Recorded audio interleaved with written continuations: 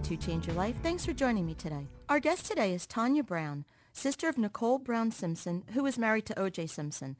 Tanya and her family are nationally recognized for their work with domestic violence prevention, and Tanya works as a life coach, speaker, and an author, and she is an expert in the area of mental health. Tanya, thank you so much for joining us today. Absolutely. Thank you so much. I'm honored. Tanya, you were just talking about the importance of taking time for ourselves, for nurturing our spirit, for trying to make ourselves whole before we can give to others. People today are bombarded sometimes with many horrible things. People are dealing with financial worries, loss of a home, perhaps a child who's gone down the wrong path, and they really feel that they're at their breaking point. How can people tell when they're getting to that breaking point, and how can they stop it before they end up in a hospital the way you did?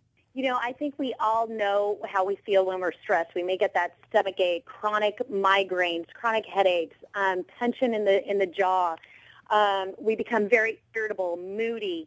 We become angry, short-tempered. We're kind of, what's the word I'm looking for? I can't think of the word right now, but in any event, we all acknowledge it. We may get sweaty hands, but I think more importantly, a lot of us become short-tempered and stressed and anxious. And, you know, we all know what that kind of feels like, but we're so used to it that we don't know how to kind of prevent it.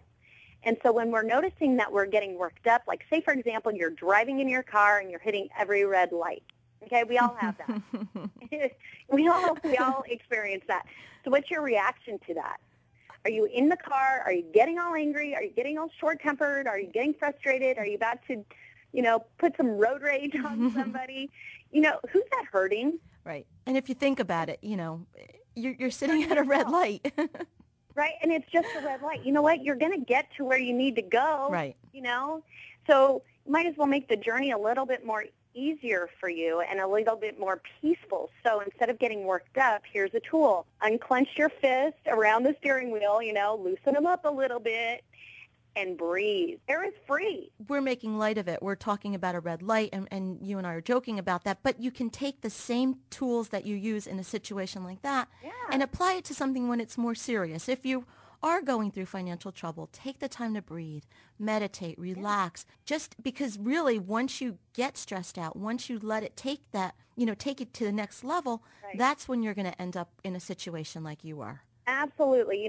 We have a tendency of allowing the chaos and the stress to rule our lives instead of us controlling it. Right. And it doesn't even matter what you're going through. I'm telling you, if you can just sit back and calm down and, just catch your breath. I mean, we're always going, and then we become unproductive and we're ineffective with whatever we're trying to accomplish. Right. So, okay, you lost your job, you're losing your house, you've got a stack of bills with red tape on it, and you're stressed, and you are feeling a little bit uneasy about everything to the point where you don't even want to open up these bills with red tape. But things need to be faced. Can't ignore the issue at hand. So it's sitting back, taking some deep breaths, and we don't know how to breathe properly by taking some serious, deep, guttural breaths and feeding our brain and our blood cells the oxygen it needs. I'm telling you, you take 10 of those, the stress will decrease. It makes it a lot easier to face the things that you need to face. Well, and Tanya, too,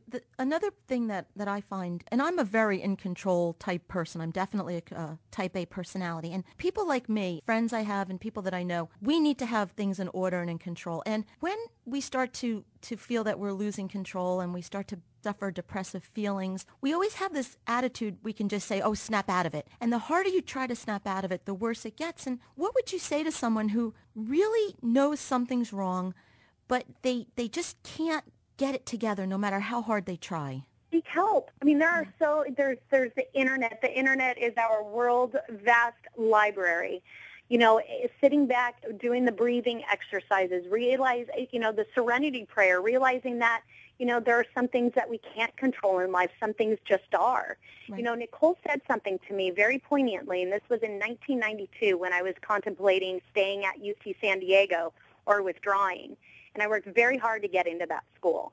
And she said, and I said, Nick, I don't know what's going on. I'm so depressed, and it was one of my bouts of depression.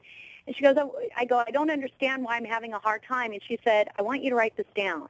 And this is advice from my sister Nicole. So cherish this. She says, delete the need to understand. We don't need to understand everything. Some things just are.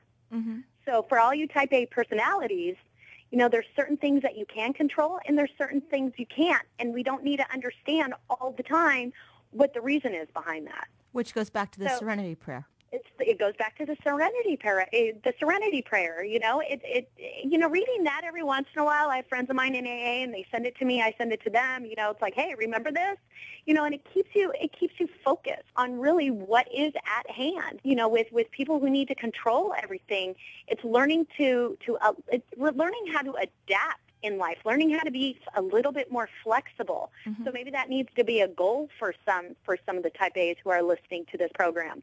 Get online, look at resources, get a book on how to be more flexible and allow other people's suggestions, opinions, learning how to delegate. Once you learn how to delegate and relinquish some of the control, you will be amazed at how much stress will be reduced from your life. You're feeling easier. Tanya, what about the stigma that's attached to mental health issues? What about someone's spouse or friend who looks at that person and wants to just say, just snap out of it, get over yourself, get out of this. There's this stigma that's attached as though people have the power to just snap out of it, and they don't. And I know you want to remove that stigma. And what would you say to those people? Yeah, this is, have the courage to talk about it. My parents are war children. My dad was a bomber pilot in World War II. My mom was a little girl in Germany running from people like my dad. And, so you had nothing to do other than to survive and have that survival mentality. So my mom and dad couldn't understand what I was going through. They saw their kid slowly dying, basically, and there's nothing that you can do. And it's kind of like an alcoholic. You can't make somebody do something that they're not willing to do or can't see. And so when I was depressed, I couldn't get out of bed.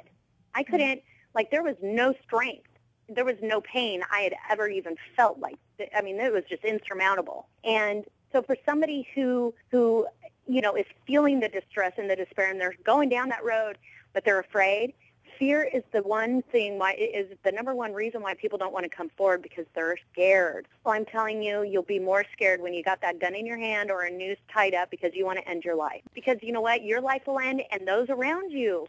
There are people here to help. Life doesn't need to be such a struggle, because once we start talking about it, mm-hmm. We lose that control of it. It's like we're letting it go. And they're not alone. People, you are not alone. If you are listening to this and you're down and out and you are me where I was 6 years ago, I encourage you and I speak to you with my heart. Speak up about it, please. And call NAMI, the National Alliance on Mental Illness, and they will be able to direct you to free resources in your community. It's free for everyone. There's family to family to educate and empower the family members who have loved ones who are suffering from mental illness. And then they have peer-to-peer who are the ones who are suffering from the mental illness and need that support from one another. You are not alone. Joan, when I went into the group therapy in the outpatient program, that was my family. They were the only ones that got me. That was my safe place. That's where I was able to divulge everything with no judgment, no criticism. Group therapy saves people. The number one thing that holds people back from getting help is, I can't let anybody know that I'm depressed. Right. Why not? Absolutely. If you've got any excuse right now, it's today's day and age. There's a lot of stuff going on. It's okay. You're human. I don't want anybody to end up where I ended up or where some of my friends have ended up in rehab. Please, just if you or your loved one, and I'm crying because I've seen that dark space. Right. I've seen it, and I don't want anybody to ever experience it. And I went through what I went through so I can share this encouragement with other people and say, yes, it's going to be hard. It's not going to be easy. But I'm telling you, if you go through it, you will never have to go through it again. Tanya, I can't believe that we're out of time already. There's so much information for us to cover. Where can people go to get more information about you, your work, and what you're doing with your efforts with mental health issues? They can reach me at on the web, tanyabrown.net, Tanya Brown without an E.net. And then my email, tanya@tanyabrown.net. That's great. And as always, our listeners can visit our website, CYACYL.com, which stands for Change Your Attitude, Change Your Life. And in addition, I'm very pleased to announce that Tanya is going to be writing a column for the show's magazine, which is called Change Your Attitude, Change Your Life 24/7. You can read that online at the website. Again, that's CYACYL.com. Today our guest was Tanya Brown, sister of Nicole Brown Simpson. Tanya works tirelessly for mental health issues, and it is such a pleasure to have you here, Tanya. I really do enjoy talking to you. I think you're doing wonderful work, and I look forward to having you back again in the future. Oh, I look forward to it too, Joan. Thank you so much for the opportunity. I appreciate it. This is Joan Herman. Thanks for tuning in.